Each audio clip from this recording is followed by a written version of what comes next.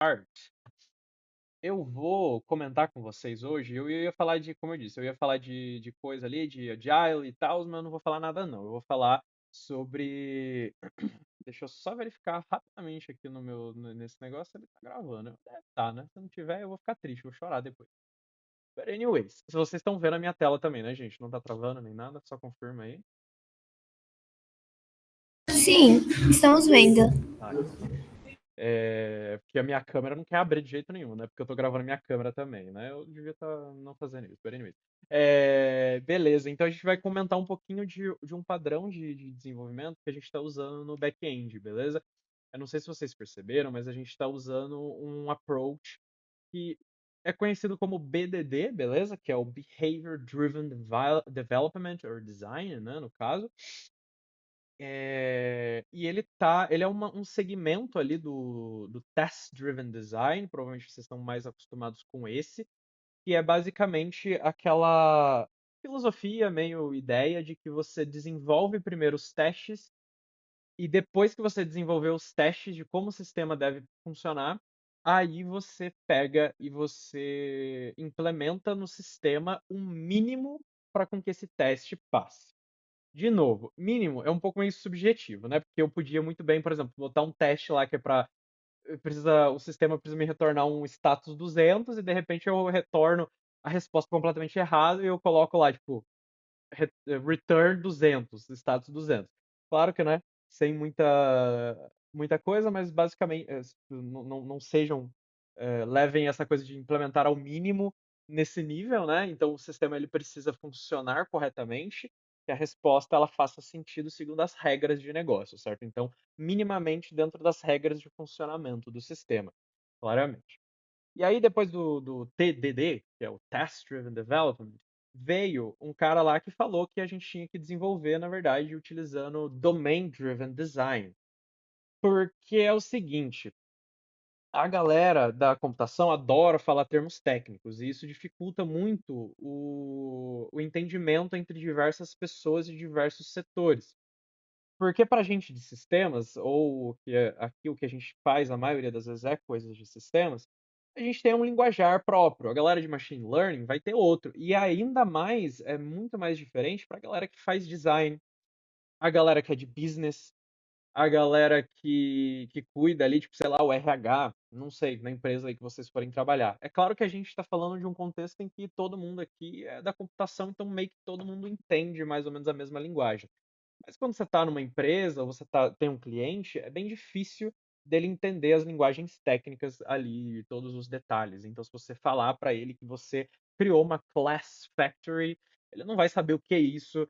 Você falar de RabbitMQ, de mensageria, esse tipo de coisa, o cliente não vai entender, certo? Então, por isso que eles inventaram esse trem aí de Behavior Driven Development or Design, e eu proponho, na verdade, uma diferença, né? Então a gente teria um response driven design, certo? E eu vou explicar para vocês o porquê que a gente está seguindo o response driven design. Beleza, a gente vai começar lá na psicologia. Na psicologia, eu acho que vocês estão muito acostumados com uma visão ali que vem das origens mesmo da filosofia, né? A gente tem que lembrar que a psicologia ela veio da filosofia, então lá muito tempo atrás, Platão falava do mundo das ideias, ele falava do conceito de alma, de mente, de razão.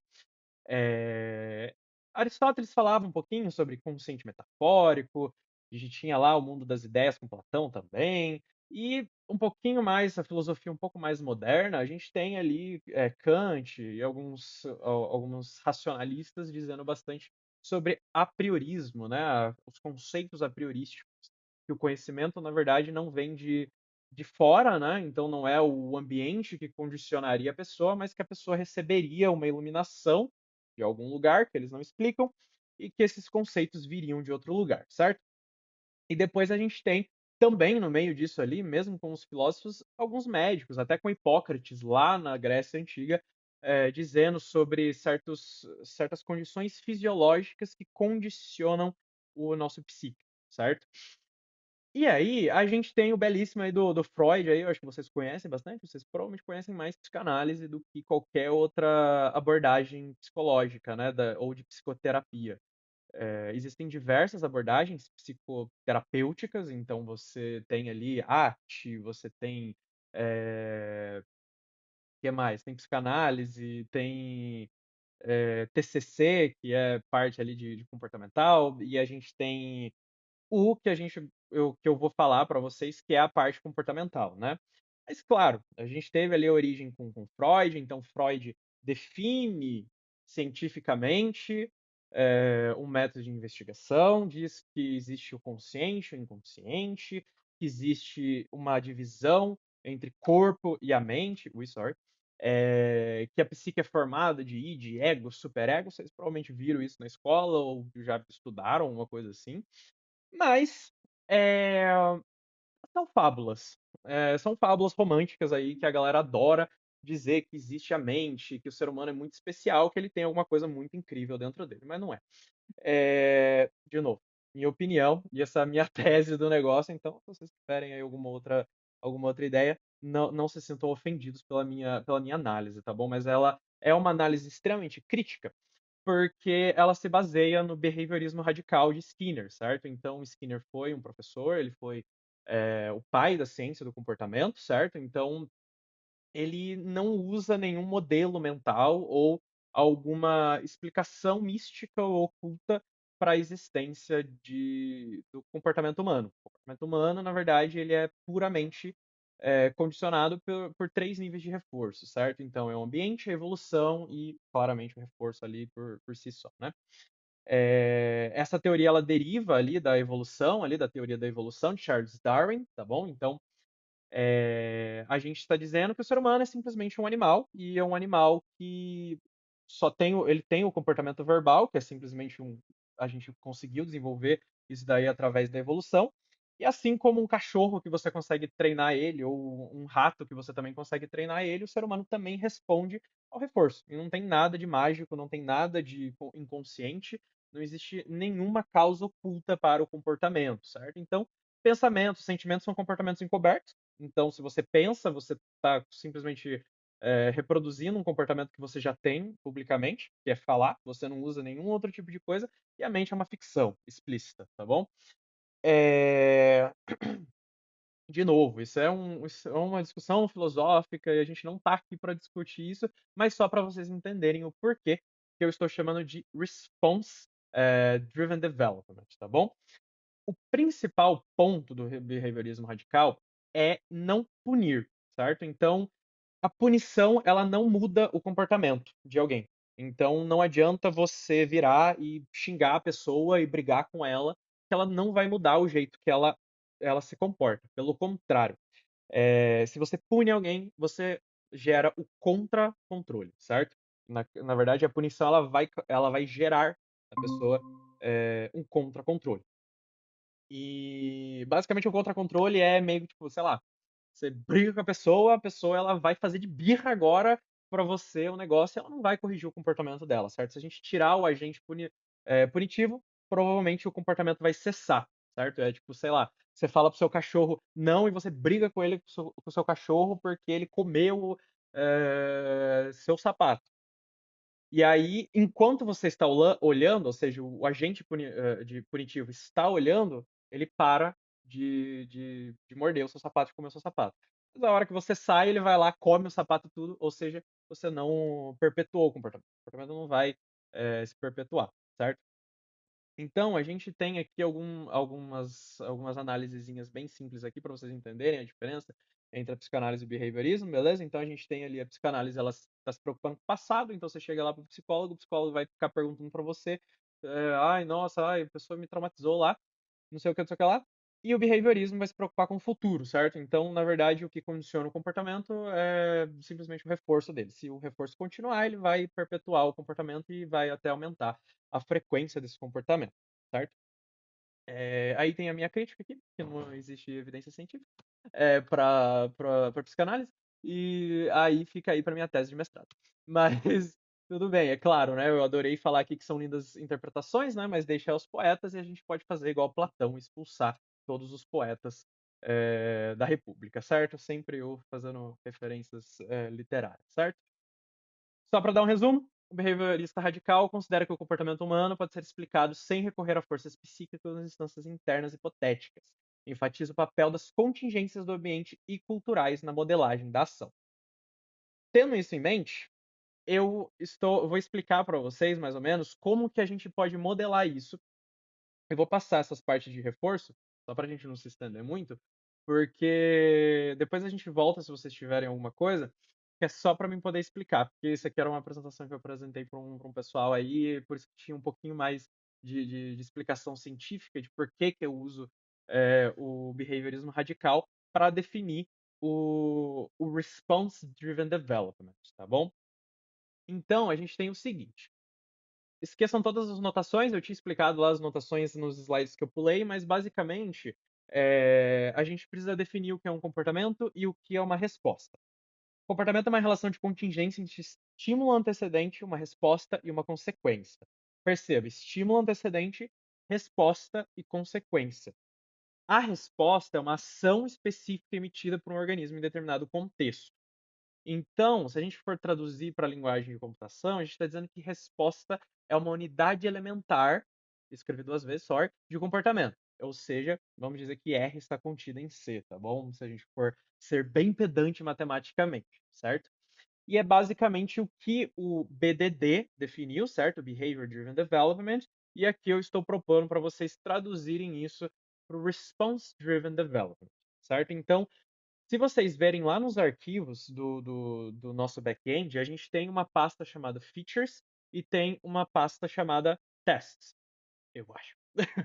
Mas está organizado lá, tem um arquivo .feature e tem um arquivo .py, certo? O arquivo .py é em Python e a gente define como o sistema vai agir, né? Então a gente define lá as funções, define todos os testes de verdade, e a gente tem um arquivo chamado .feature.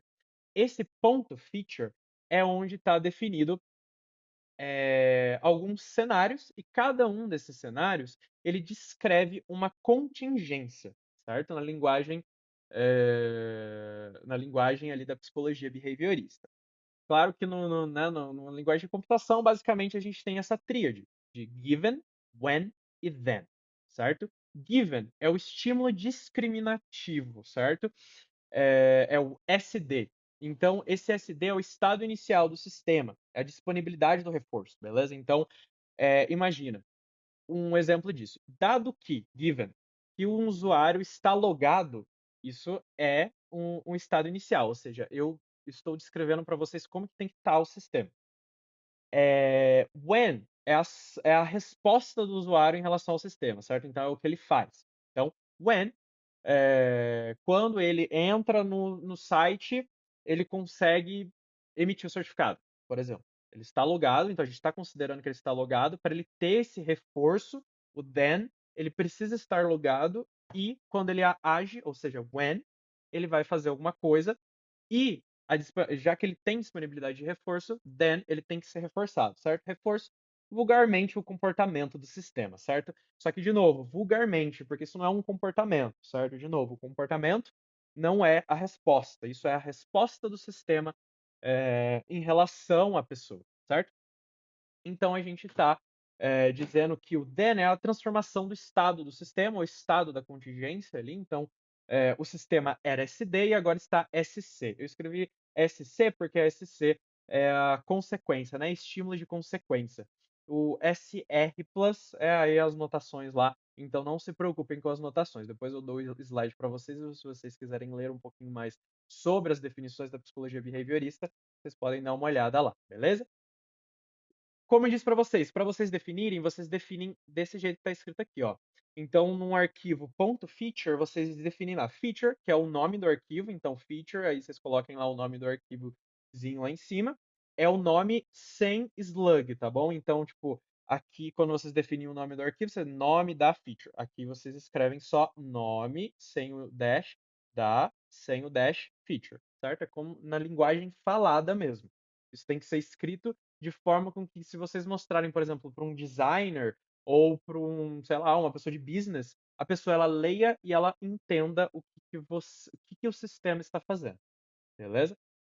E aí você define os cenários. Os cenários são basicamente títulos para as contingências que você está descrevendo.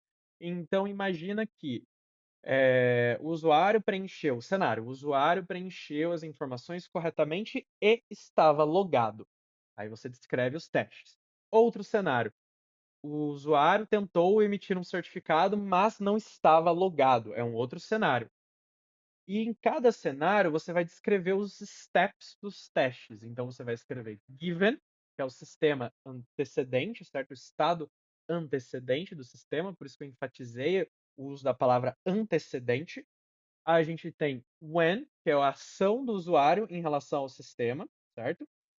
E o then, que seria a resposta do sistema, beleza? Lembrando que a ação do usuário, ela não é uma ação detalhada e meticulosa, do tipo, ai, quando o usuário mexeu o mouse e passou por cima do botão e clicou no botão e o botão mudou de. Não, tipo, é literalmente assim, dado que é bem curto, né? É quase uma história de usuário. Então, dado que ele não estava logado, quando o usuário emite um certificado, você pode resumir tudo isso. Aí vai da gente da computação entender como que a gente vai fazer essa ação do usuário, que não precisa ser uma ação de verdade de um ser humano, né? A gente pode abstrair para ser a ação do computador mesmo ali, né? O que o sistema de front ou de back-end vai fazer em relação a isso. Then, e aí a resposta do sistema em relação ao que o usuário fez. E lembrando, é, mentira, eu vou falar isso aqui agora não, porque eu vou falar no final, porque tá escrito lá no final.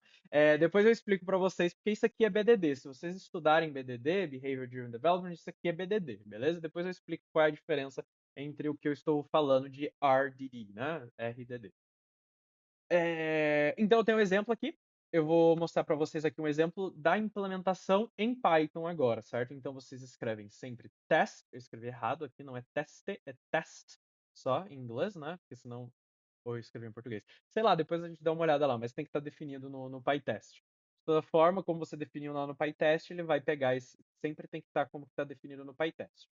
Se tiver definido teste, usa teste. Aqui, nesse print aqui não tá. Vocês podem ver que está test aqui. Mas basicamente vocês definem o nome do arquivo, test, e o nome da feature. Então, sei lá, tipo test.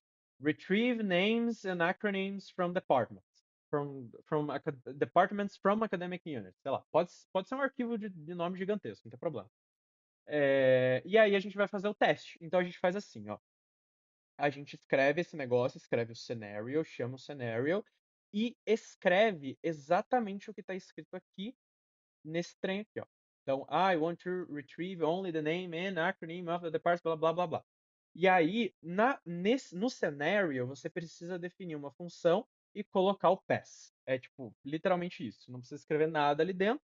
Se você quiser definir alguma coisa, porque você acha que é necessário, você pode, mas você precisa fazer com que esse teste inicial, ou seja, o início do teste, passe obrigatoriamente, porque é só para o Python, que a gente está usando o PyTest, então é só para o Python entender por onde ele vai começar, beleza?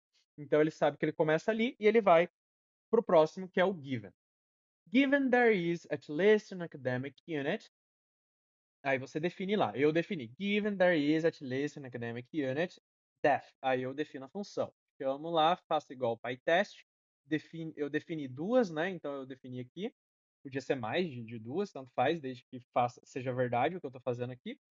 Fiz a requisição for unit e fiz a requisição como se eu fosse um usuário, né? Um usuário não, como se fosse a máquina, né? Então eu estou registrando as academic units e tô vendo se foi criado de verdade, certo? Isso aqui é linguagem completamente computacional nossa. Mas se alguém lê o Gherkin, a pessoa sabe, pô, tem pelo menos uma academic unit. Então, beleza, e o teste está verificando isso. A gente está registrando. And, lembrando que a palavra and, a diretiva and também vale, tá bom? E ela sempre é exatamente a frase que está acima, né? Que a tríade tem que ser nessa ordem. Então, given and, se eu colocasse when and, aí eu poderia chamar o when aqui, tá bom? Então, o and se transforma exatamente no que estava antes. Ok? Então, given blá blá blá, and there are departments in the academic unit, given there are departments in the academic unit, aí eu crio os departamentos, faço o post, vejo se criou, passo para o próximo passo. When I access one academic unit page, homepage, tá bom? Aí ele faz ali a requisição, certo? Ele faz um GET e eu acessei. E aí eu gosto de fazer assim porque ele meio que simula a ação do usuário, né? Então eu estou salvando a resposta numa variável e aí no final eu vou fazer o teste para ver se a resposta foi certa. Então, I want to receive only the fields relevant to the home page. Então, eu vou verificar se as keys são ali as keys que eu considero, eu como né, a pessoa que está ali desenvolvendo o front, estou desenvolvendo o back também, considero relevante da home page. Beleza? E aí pronto, é só você rodar, né, os testes ali do PyTest, ele literalmente roda PyTest no terminal e ele vai rodar todos esses cenários. E aí você consegue saber, com linguagem falada, né, linguagem natural, qual é o teste que está sendo feito. E se todos os cenários foram feitos, se está faltando algum cenário, você pode adicionar o cenário no arquivo ali mesmo e escrever depois o teste. Então isso ajuda bastante. Por isso que a gente acha interessante usar, porque é um design feito centrado no usuário, certo? A gente está considerando como é o comportamento humano, como é o comportamento que ele vai agir em relação a isso, quais são as respostas que o sistema tem que dar, qual é a interação que o usuário vai realizar em cima do sistema, certo? E a gente faz com que o sistema sirva o usuário, e não ao contrário, que é o que acontece muito com a gente que é da computação. A gente adora fazer sistema para servir sistema, computador para servir computador. Isso não é muito bom de acontecer, certo? E isso segue as práticas de design thinking, beleza? E no final, serve os ponto features acabam servindo de documentação. Então você sabe o que o sistema está fazendo, se o sistema não está fazendo alguma coisa, você sabe que não tem um teste para isso, então você pode escrever um cenário para isso sempre que vir na cabeça. Ah, nossa, podia ter esse teste aqui porque, sei lá, tipo, eu queria que as senhas tivessem letras. Você pode escrever o teste ali, o cenário em que a pessoa faz, né? Sempre fazer aquela coisa de contradição, né? Dado que a pessoa entrou a resposta errada, o sistema tem que falar, pô, não quero.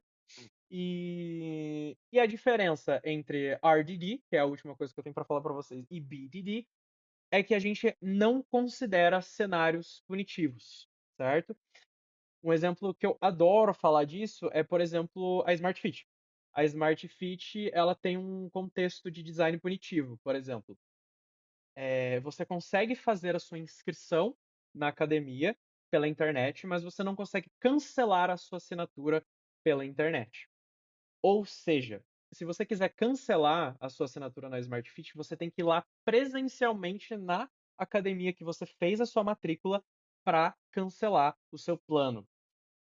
Não é como se isso não pudesse ser feito pelo computador. E é claro que eles vão dar a desculpa de que tem que ser feito presencialmente. Não tem, certo? Não existe justificativa, certo?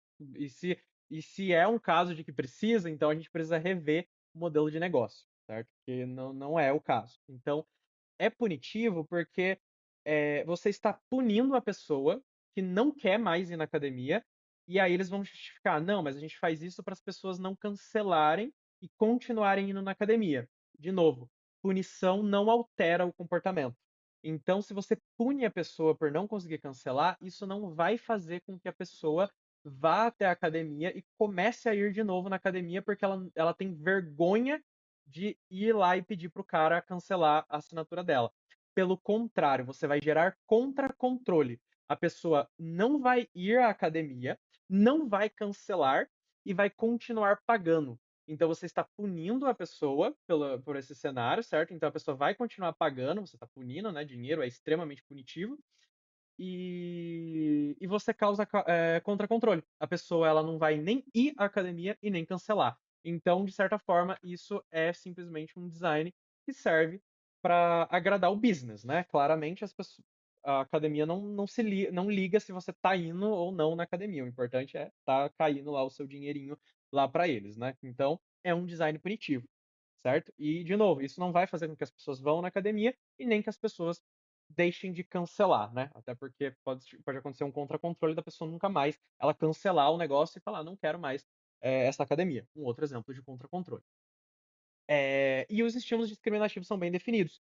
No caso do front-end, a gente pode até definir testes em que a gente considera estímulos. É uma área um pouco mais complicada da psicologia behaviorista, porque aí a gente está dizendo de controle de estímulo e outros tipos de coisa, o quão de contraste tem que ter para com que eu consiga chamar a atenção do usuário, esse outro tipo de coisa. Mas só definindo para vocês que também a gente consegue fazer esse tipo de coisa, né? A gente consegue considerar esses tipos de cenário no BDD. Basicamente é isso, gente. Sorry que eu me estendi um pouquinho mais. 20 minutos, I'm sorry. Mas fica aí para vocês umas dicasinhas. Eu vou parar de gravar aqui.